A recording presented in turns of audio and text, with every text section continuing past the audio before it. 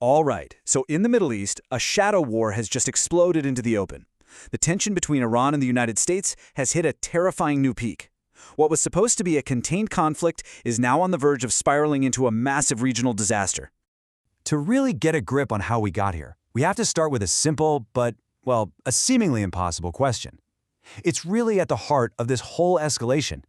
How in the world do you hit a plane that's designed to be invisible?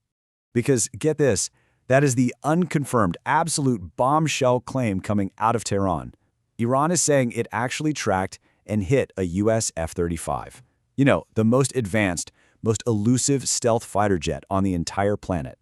And look, whether it's true or not, that claim alone sent massive shockwaves through military commands all over the world. So you've got to be asking, how could this possibly have happened? I mean, this is supposed to be impossible, right? And more importantly, why does the mere possibility of it happening matter so much? Okay, let's break this down. First, you got to wrap your head around the price tag here. We're talking about a single aircraft, one plane, with a price tag of $100 million. This is not just any piece of military hardware.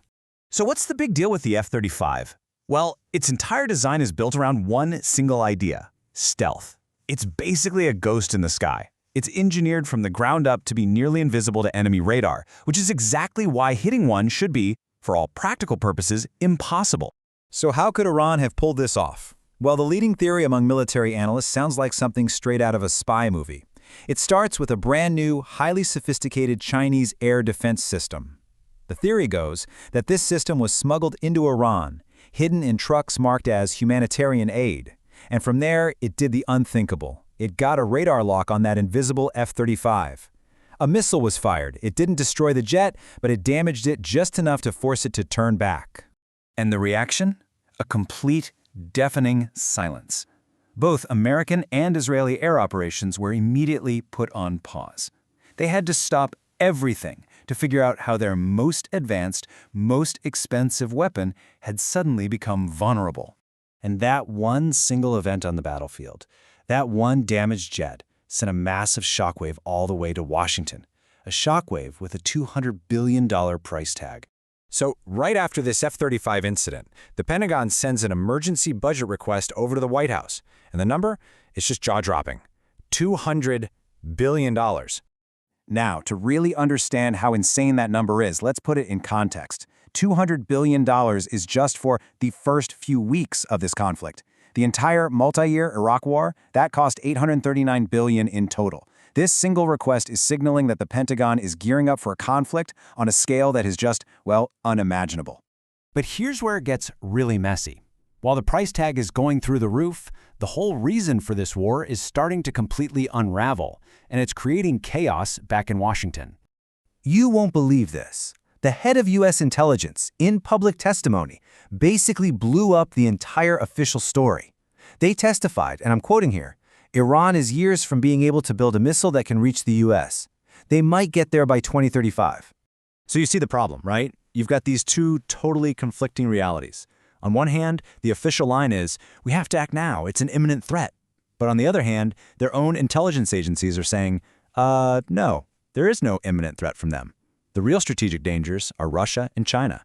And this massive contradiction has backed the White House into a corner, a really, really impossible political trap with no easy way out. It's a classic case of damned if you do, damned if you don't.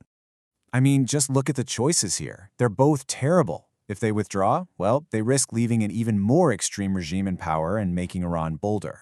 But if they escalate, you're talking about those astronomical costs, the huge risk of a bloody ground war, and completely alienating key allies in Europe. There are just no good options left on the table.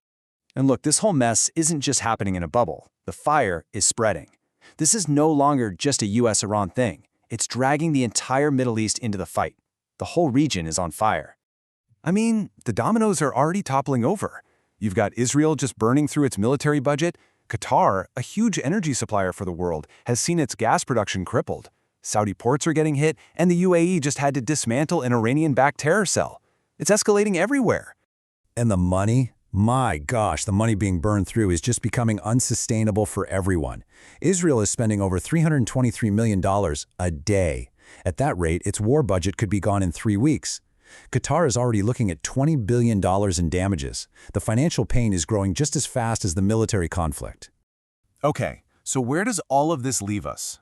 Well, we're now entering what might be the most dangerous phase yet, a total, unstable stalemate. Think about this deadlock. You've got Iran, battered but still standing and defiant. Israel's bank account is draining at light speed. The U.S. is paralyzed by politics and staring down an incredible bill. Here's the terrifying part. No side can afford to keep this war going. But at the same time, no side believes it can afford to be the one to back down first.